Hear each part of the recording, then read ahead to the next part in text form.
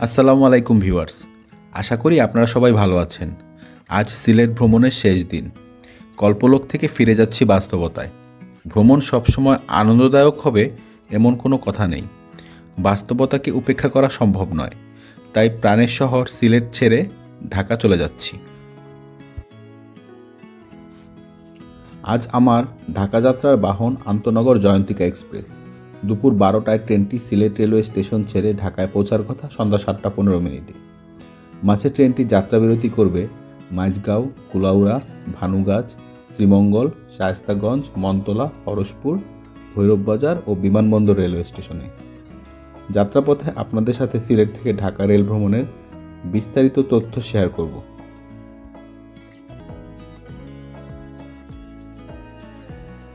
Rail স্টেশনে যেতে যেতে সিলেট শহরে ঘুরে দেখার মতো কিছু জায়গার খোঁজ আপনাদেরকে দিয়ে দিচ্ছি। সিলেট শহরে আপনারা ঘুরতে আসলে কিন ব্রিজ ও ব্রিজ সংলগ্ন আলী আমজাদের ঘড়ি, শাহী ঈদগাহ, হজরত শাহজালাল ও শাহপরানের মাজার, সিলেট কেন্দ্রীয় শহীদ মিনার, অলি আহমদ মিউজিয়াম, হাসন রাজা মিউজিয়াম, মালনীছড়া চা বাগান, সিলেট বিভাগীয় স্টেডিয়াম, এমসি কলেজ, শাহজালাল বিশ্ববিদ্যালয় ও বিমানবন্দর এলাকা ঘুরে দেখতে পারেন।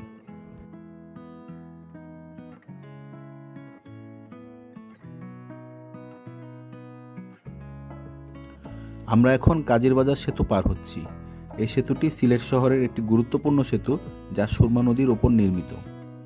এটি সিলেটের কেন্দ্রীয় অংশকে দক্ষিণ সুরমার সাথে সংযুক্ত করেছে। এর ফলে সিলেটের যাতায়াত ব্যবস্থার আরও উন্নতি ঘটেছে।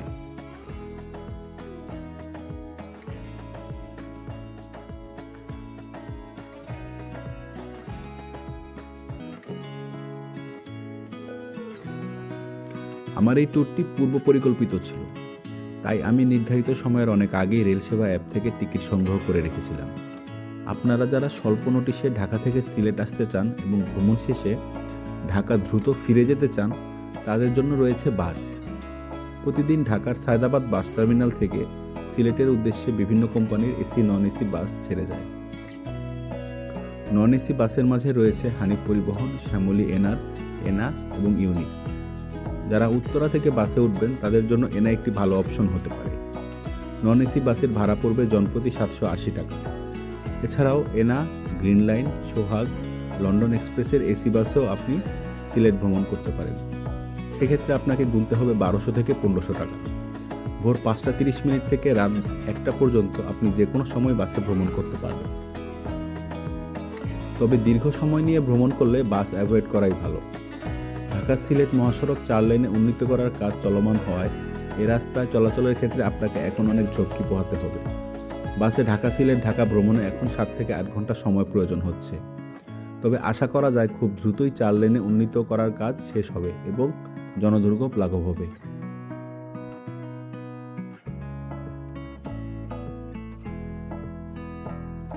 সিলেট শহরে থাকার জন্য দরগা গেট ও আম্বরখানাতে অনেক হোটেল পেয়ে যাবেন। এজন্য আপনাকে হোটেল ভেদে প্রতিদিন 1500 থেকে 5000 টাকা গুনতে হবে। খাওয়া দাওয়ার জন্য বেছে নিতে পারেন জল্লারপাড়ের 5 ভাই রেস্টুরেন্ট। এছাড়াও পানসি, পালকি সহ আরও অসংখ্য রেস্টুরেন্ট এখানে রয়েছে।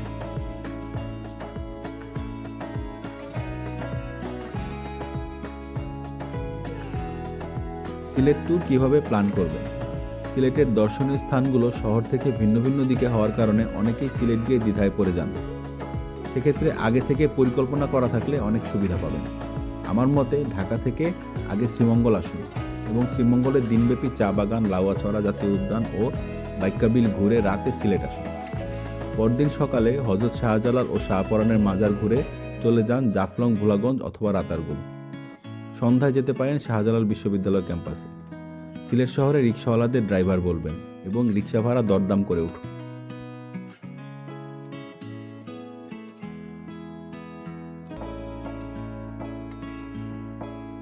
সময়ের বিবর্তনে সিলেটের পুরাতন রেল স্টেশন আজ তার জৌলুস হারিয়েছে।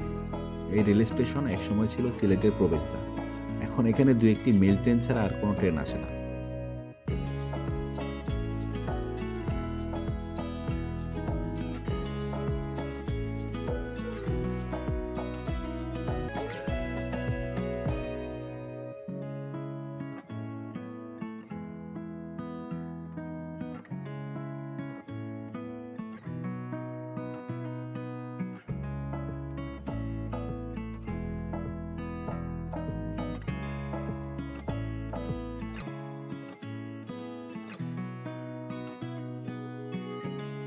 2004 সালে পুরাতন রেল স্টেশনের পাশে নতুন এই স্টেশনটি উদ্বোধন করা হয়।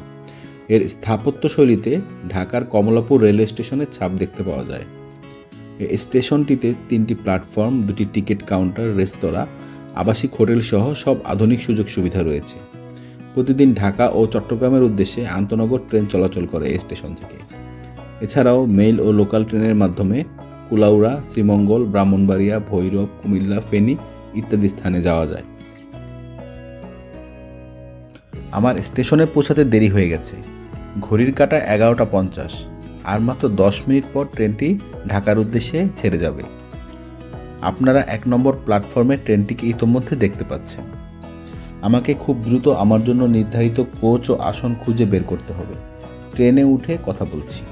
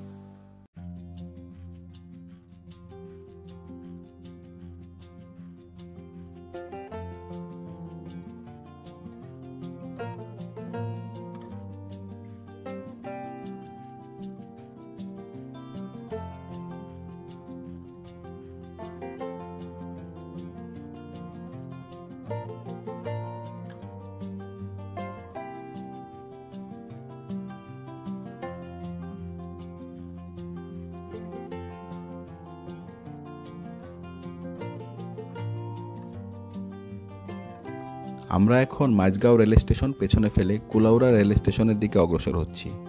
কুলাউড়া রেল স্টেশনে সিলেট অভিমুখী পারাবত এক্সপ্রেস দাঁড়িয়ে আছে। ওই ট্রেনটি 1 ঘন্টা বিলম্বে চলছে। আমরা কুলাউড়া রেল স্টেশনে পৌঁছানোর পর ওই ট্রেনটি সিলেটের উদ্দেশ্যে ছেড়ে যাবে।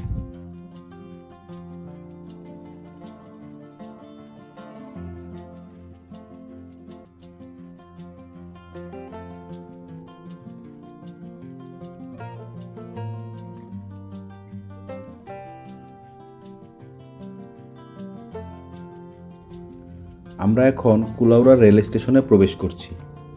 আপনারা দেখছেন এখানে আগে থেকেই পারাবত এক্সপ্রেস দাঁড়িয়ে আছে। এই ট্রেনটির সাথে আমাদের ট্রেনের মাঝগাঁও রেল স্টেশনে ক্রসিং হওয়ার কথা ছিল। আজকে পারাবত 1 ঘন্টা লেট। এখন আমরা নির্ধারিত যাত্রা বিরতির জন্য থামব, আর পারাবত সিলেটের উদ্দেশ্যে কুলাউড়া ত্যাগ করবে।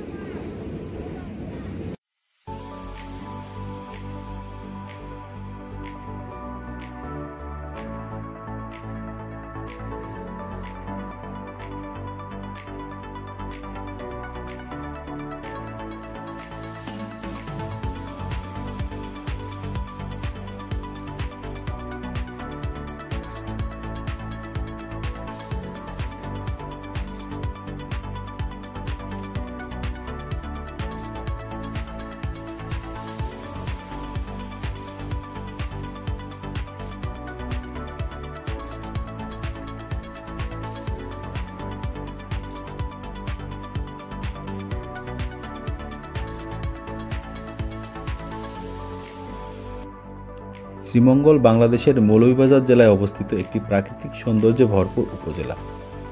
প্রায় 450 বর্গ কিলোমিটার আয়তনের এই অঞ্চলকে বাংলাদেশের চায়ের রাজধানী বলা হয়।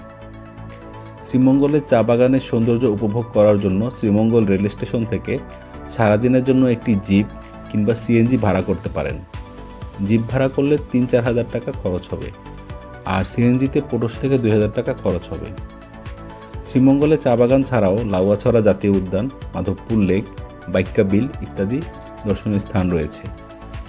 শ্রীমঙ্গলের প্রাকৃতিক সৌন্দর্য উপভোগ করতে চাইলে বর্ষাকাল অথবা শীতকালে ভ্রমণ করুন। যে কোনো জায়গায় ভ্রমণ করার সময় যত্রতত্র ময়লা আবর্জনা, পানির বোতল ইত্যাদি ফেলবেন না এবং স্থানীয় নিয়মকানুন মেনে চলুন।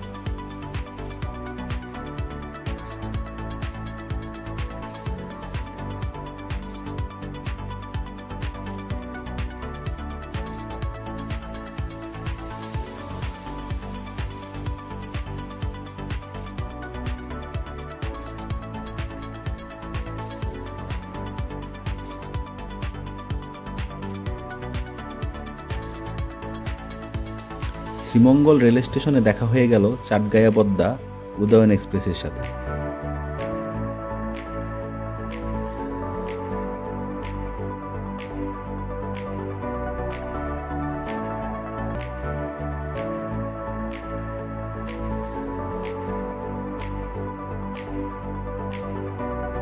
দুপুর 2:40 বাজে আমরা একদম ইন টাইম শ্রীমঙ্গল রেল স্টেশনে ঢুকলাম। এখানে 5 মিনিটের হল্ট, 2:45-এ ছেড়ে যাবে এখান থেকে। এরপরে স্টেশন হচ্ছে শায়েস্তাগঞ্জ, তারপর মনতলা, হরজপুর, তারপর হচ্ছে ব্রাহ্মণবাড়িয়া, আশুগঞ্জ, এরপর হচ্ছে এয়ারপোর্ট। সামনে আরও বেশ কয়েকটা স্টেশন আছে। তো আমরা ঢাকার পথে আছি এখন। আমাদের ইন্টারসিটি ট্রেন একদম ইন টাইম চলতেছে, এখন পর্যন্ত কোনো লেট নেই।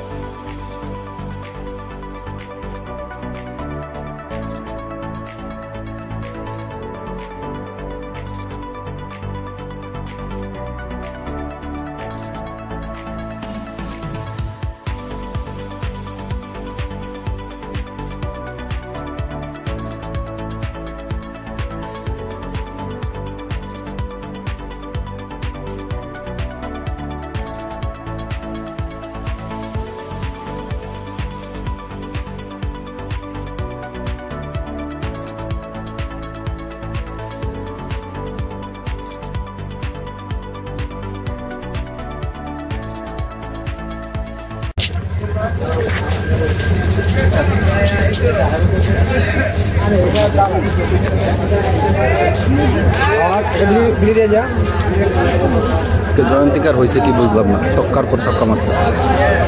3:22 শাস্তাগঞ্জ রেলওয়ে স্টেশন, একদম অন টাইম। 3 মিনিটের হল ঢাকার উদ্দেশ্যে। হচ্ছে গ্রেটার সিলেটের একদম শেষ দিকে আছি আমরা। কিছুক্ষণ পরে আমরা সিলেট বিভাগ পার করে ব্রাহ্মণবাড়িয়ার অগ্রসর হব। দেখা যাক শেষ পর্যন্ত আমাদের ট্রেনটা তার টাইম স্কেডিউল মেনটেন করতে পারে কিনা। এয়ারপোর্ট রেল স্টেশনে নামলো 6:45, 6:47 টাইম মনে হয়। দেখা যাক। ট্রেনের ইঞ্জিন দাঁড়ানো, দিকে যাই।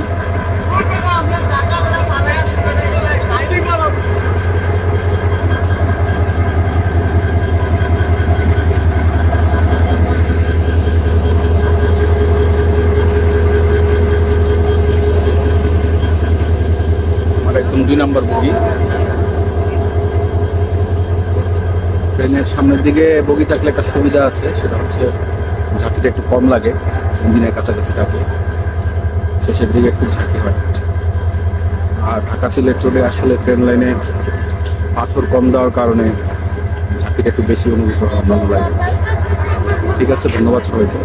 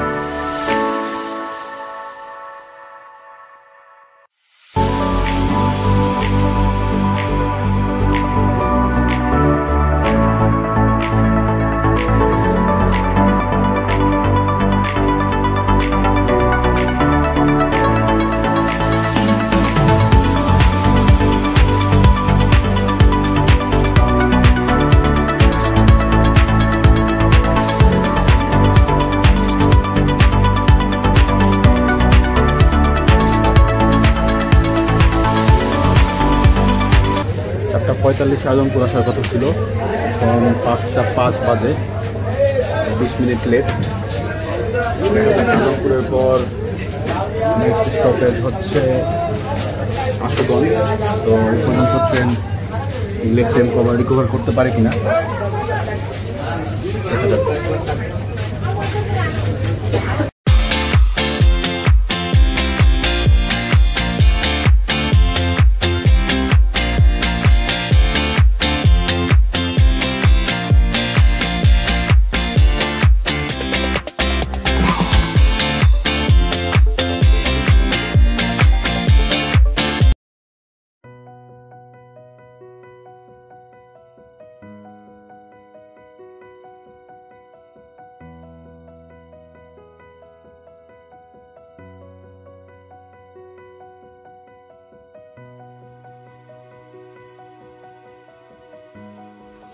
সন্ধ্যা নেমেছে।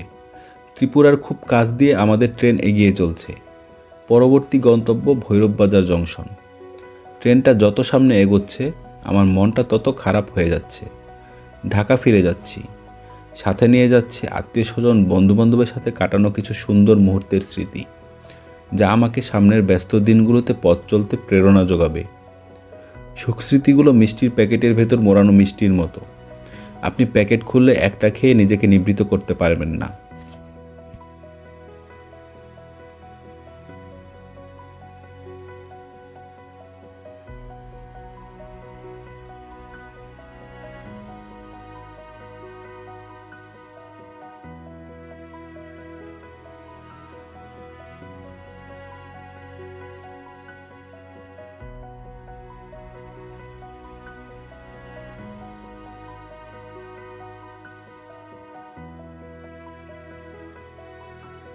আমরা এখন দ্বিতীয় ভৈরব রেল সেতু পার হচ্ছি। এই সেতুটি ব্রাহ্মণবাড়িয়া ও কিশোরগঞ্জ জেলাকে পৃথক করেছে। দ্বিতীয় ভৈরব রেলওয়ে সেতুটি মেঘনা নদীর উপর নির্মিত একটি গুরুত্বপূর্ণ রেল সংযোগ। প্রায় 982.2 মিটার দীর্ঘ এই সেতুটির নির্মাণ ব্যয় ধরা হয়েছিল 567 কোটি 16 লক্ষ টাকা। ভারতের ইরকন এফকন জেভি নামের একটি যৌথ ঠিকাদারি প্রতিষ্ঠান এর নির্মাণ কাজ সম্পন্ন করে। সেতুটির নির্মাণ কাজ 2013 সালের ডিসেম্বর মাসে শুরু হয়ে 2016 সালের এপ্রিল মাসে শেষ হয়। সেতুটি চালু হওয়ার ফলে মেঘনা নদীর উপর রেলের ডাবল লাইন চালু হয়।